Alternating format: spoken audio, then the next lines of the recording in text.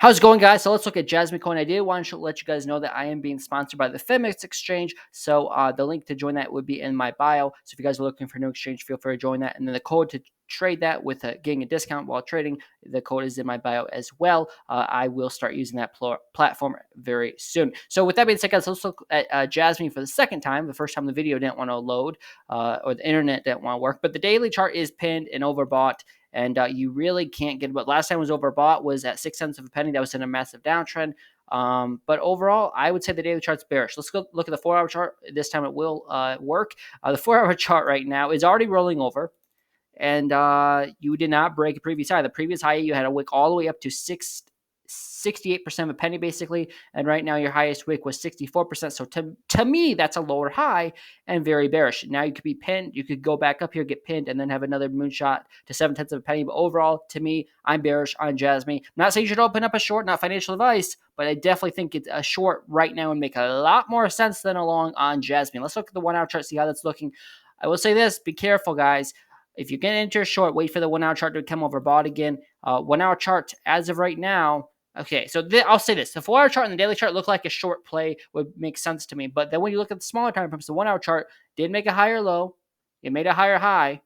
And you're oversold again. And it made a higher low. So to me right now, Jasmy is bullish on the 1-hour. We'll still have to look at the 15-minute chart. But to me, it's bullish on the 1-hour chart. It's bearish on the 4-hour. It's very bearish on the 4-hour. And it's very bearish on the daily to me. But you also have to look all the time frames, right? The 15-minute chart is continuing to look bullish like the 1-hour chart.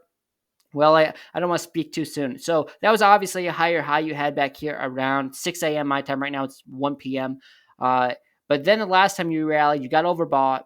You made a lower high in the RSI, or basically a double top, and the price action definitely made a lower high. So to me, 15-minute chart, 15-minute chart, 4-hour chart, and daily chart all look bearish. The 1-hour chart looks bullish to me, but I don't really. To me, if you're going to enter any trade, it's a short. You wait for the 1-hour chart to get overbought again, then you check for the 15-minute chart to be overbought. And if all that's in play, you have a short possible. This is also, let me just show you. This is also an ascending wedge. Let me just, I'm going to remove the drawings really quick. Okay, so to me, this is exactly what I would call like ascending wedge that breaks to the downside 68% of the time. Now, if it does break to the upside, it will break out parabolically. So be careful. That's all I'm going to say. Be careful when you're trading this kind of stuff.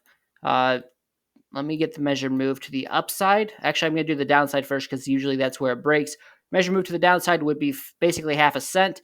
And if you want to move to the upside, or if it did break to the upside, you're looking at a nice move above resistance at 75% of a penny. So I know before I remove the drawings, we did have resistance at 7/10 of a penny. So I'm going to put that resistance back right there. So really overall, that's what you got. This is an ascending wedge on basically on the 1-hour chart and the 4-hour chart. And you could also see on the 15-minute chart. But if it breaks to the upside, you're looking at a move above resistance to at least 3/4 of a penny. If you get a break to the downside, you're looking at half a penny. I think it's more likely that you break to the downside because these break down 68% of the time, and you overbought on the daily chart, 4-hour chart, and the 15-minute chart.